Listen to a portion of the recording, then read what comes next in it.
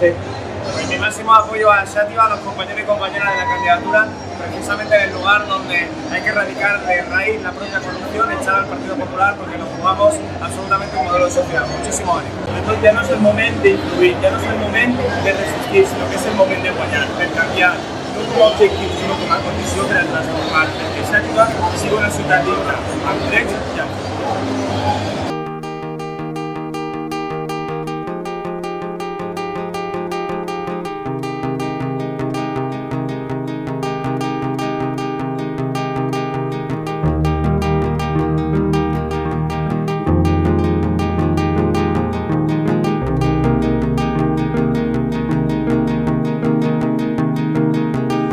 We wish, and all we do is wait, and we hope,